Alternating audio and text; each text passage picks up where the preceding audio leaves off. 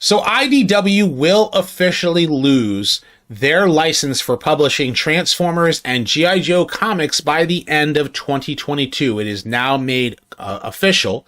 We have our first look at a Diaclone-inspired redeco of a particular G1 Transformer, and we have a first look at some Transformers that you can introduce to your younger fans of the franchise. So obviously I have a lot to talk about, so without further ado, let's sit back, relax, make sure you're subscribed to the channel, and let's transform and roll out.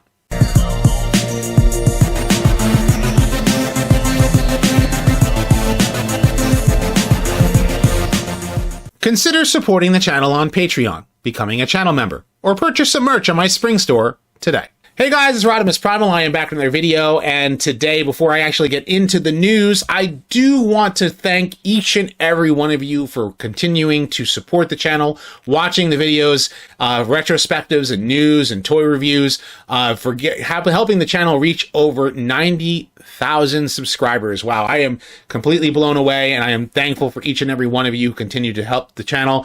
And I have a Blaster retrospective that will be coming down the pipeline very soon, so you can stay tuned for that. So let's get into the Transformers news. So it should come as no surprise for those of you who have been following the channel for a little while. I did cover this in previous videos. Around the time of San Diego Comic-Con, a special edition, there was a lot of talk about IDW losing the license to publish for Hasbro properties.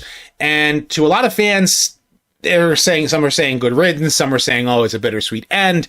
But as far as we know now, it is official. According to the Hollywood Reporter, IDW will lose the license to G.I. Joe and Transformers at the end of 2022. And the company still has a year's worth of stories planned, including a celebration by the G.I. Joe's 40th anniversary for A Real American Hero, because G.I. Joe has actually been around since the 1960s as far as action figures is concerned, but the story for A Real American Hero came out in the early 80s. And IDW is losing the publishing license just specifically for G.I. Joe and Transformers. My Little Pony, and I believe a few others, will still be published at IDW. And in the meantime, from what we understand, they will be publishing stories all the way until the end of 2022, at least as far as we know. We don't know when they're going to be concluding their storylines. Right now, G.I. Joe has a comic book going. Transformers still has some ongoing books, and with both G1 styled, or actually War for Cybertron styled, and Beast Wars. So all three of those comic book series will be coming to a close. We know that they were forced to end their continuity in 2018, and then 2019 they started a reboot. And since that reboot started, the comic book sales have been lackluster, to say the least. Not as many people are reading comic books. That's kind of like an industry-wide thing. Some people are still, month to month, still going and buying a lot of these books, but Transformers in particular is not selling as well as it needs to in order to keep IDW, making money, because from what we understand, month in, month out, Transformers and G.I. Joe is costing them more to publish than it is to not. So, that's as far as what we know. I don't necessarily know the exact sales numbers, so I'm not going to sit here and give you like this is the reason, and here's a political thing with this, or this is a reason for that. I'm not getting into that. All I know is that IDW is losing their license, and hopefully, according to this, Skybound, the publisher for The Walking Dead by Robert Kirkman, is set to pick up the license. He's in talks, right? So we know that IDW will cease publishing, but Skybound is currently probably working out the details. We don't have an official announcement, so we can't make that official announcement yet. But in the meantime, if those of you who are fans of the current IDW run, you're going to be eagerly seeing how it's, the current story is going to come to a close. And hopefully, whether it's Skybound or someone else, whoever picks up the comic books after this, it's exciting, it's enjoyable for Transformers fans of young and old, and doesn't push away any bit of Transformers fans moving forward. So we'll see where it goes. Now, as I said, Transformers fans of all ages. And the reason why I said that is because, well, it looks like Hasbro is looking to, actually has already started to. You can actually buy a lot of these figures at, I believe, like Walgreens and CVS stores. I don't know necessarily CVS, but I know Walgreens sells these like very inexpensive Transformers figures, the Authentics, right? Very, very, very cheap looking Transformers. Some of it's more based on the evergreen designs, which is what Transformers Cyberverse used for a lot of them. You know, you have your Ratchet, you have your Grimlock, you have your Optimus. That Optimus figure does not look very good. But take a look at this. We have Barricade, and I think people have already seen the Barricade on shelves, but RC in particular is one that some fans are really looking forward to. And getting a closer look at that RC figure, she looks pretty good. You know, for an inexpensive figure. She's $5, right? She's going to be 4.5 inches tall. She's fully transformable. That's something that, you know, I have two different RC figures here. I have the Takara Legends figure, and I have my customized Earthrise figure, which is also released in Kingdom, you know, and she, you know, currently is carrying two different guns that are not her own. But I've customized her quite a bit in order to try to make her, you know, more serviceable as as an action figure. And I still think that this is a better, you know, official release of a figure, considering that this is the Takara Redeco, which is a lot better of a figure overall.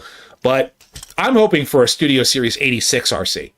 You know, one that takes the good elements of both figures and applies them. And I would, you know, for a deluxe scale figure, I would pay Voyager price for a good Studio Series 86 RC.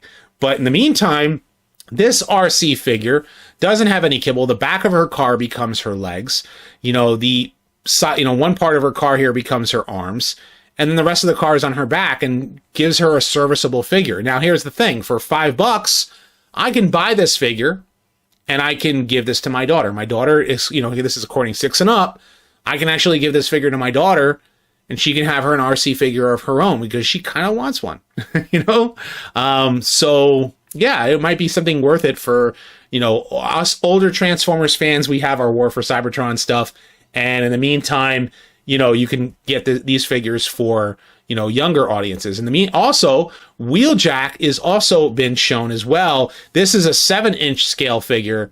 This one, I would like to see what the articulation looks like, but you can already see looking at the robot that he's very, very, very hollow. This is not something for adult collectors. This is something for a younger crowd. Something that, you know, you have your Earthrise Wheeljack on your shelf, and if you have younger kids and you want to get them something, you can get them this and not have to worry about your Earthrise figure breaking when you buy, you know, these figures for like, you know, for very inexpensive prices to get it for them. That's really what these figures are meant for. And so understanding the audience makes it worth it for that particular, you know, demographic. So, but for those of us who are adult fans, we now have our first look at the Diaclone inspired Black Ironhide named DK2. This is our first look. He's now available for pre-order. And for some fans, they're going to be jumping up on top of this. A lot of people are really digging the Diaclone colored Transformers that have come out. You've had Spin Out and Cordon. You've had Tiger Track. You've had Deep Cover. You know, we're still waiting on a Clampdown. You know, I still can't find the Walgreens exclusive Red Alert, and I have not yet gotten the Kingdom figure for him, and I really would like to get him. But in particular, you know, these are, for a lot of people, they really would be jumping up on top of this. For myself, I want a G1. I want that Earthrise Ironhide and Prowl that we could not get our hands on, you know, because the 2-packs sold out so quickly, and the same thing for Ramjet and Dirge. But for Ironhide in particular, taking a look at the robot mode, he looks kind of cool. You know, I'm just going to say it's DK2, right? DK2 Guard is his name. And I'm about to let you guys know where the name came from. Taking a look at the robot mode, all of his accessories. It's the same Ironhide that, you know, figure that you had gotten before for the Earthrise mold, which is a good figure, by the way. I have Ratchet, and I've customized him, but it's a good figure. And I really want the regular Ironhide, the red one. You know, I'm on the fence about this one. You know, looking at the vehicle mode, his vehicle mode does look kind of cool. You know, I like the color scheme, the striping on him. And then, of course, you have the packaging art. Packaging art does look pretty cool. A lot of people like the Legacy box art for the Generation Selects, and they're doing this whole green is friendly thing for them. And you can see here that, you know, more pictures of the vehicle mode. Now, if you're not familiar with where this color scheme comes from, if you're kind of like, well, what's the big deal about a black Ironhide?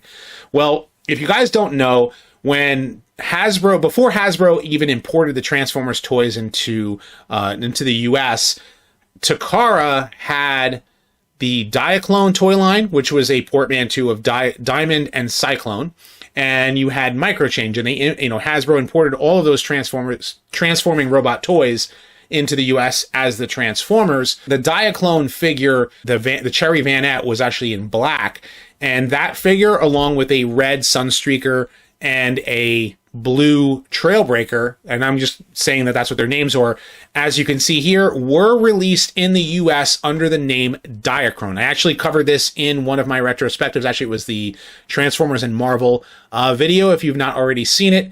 And there was no story behind them, but DK2 was the black Ironhide. And that toy was re-released back, I think, around 2008, 2009, back when the first Michael Bay Transformers movie came out, and Ratchet and Ironhide, the G1 toys, were redecoed. Well, first, Ratchet was in his movie colors, and Ironhide in his Diaclone colors were released as a special edition Takara exclusive because, well, you know, they were like celebrating the live action films in that way. And so this kind of gives you an opportunity to get a movie inspired, you know, Ironhide figure. The only thing you would need is a different head. But at the same time, this kind of like goes back to the Transformers roots. I don't necessarily like the name DK2 Guard, but if you know Ironhide's tech spec and bio, you know, tech spec says that he is a bodyguard to Optimus Prime, so naming this DK2 Guard makes a lot of sense. For other fans, they may actually use this as the Shattered Glass Ironhide. That's another possibility that you can do. Or you can use the DCS drone, you know, as a Shattered Glass Ironhide. Like, that's like your own, you know, personal, you know, fan canon, like what you would want to do with this particular figure. But for some fans, this is an easy pass. You know, they're not going to get into the repaint after repaint. They're going to go, I only want the characters that actually exist, and that's what they're after. I myself, I would like an Ironhide figure. You know, I want the regular colored one, but this one, I'm on the fence about myself personally. That's like where I stand. I'm like, it kind of looks cool. I might want to add on to my collection, but just like Lift Ticket, I've already skipped them. That's my own personal take. But I want to know what you guys think. Are you excited about this particular Transformers news? Are you going to be all about the DK2 guards? Are you looking for the authentics for your kids? And what do you think about IDW losing the Transformers license? Of course, leave your thoughts in the comment section below. Be sure to thumbs up this video and subscribe. Check out my other videos as well. I have many more Transformers discussions, retrospectives, news, and toy reviews coming down the pipeline. So stay tuned for all that. And as always, guys, until next time, till all are one.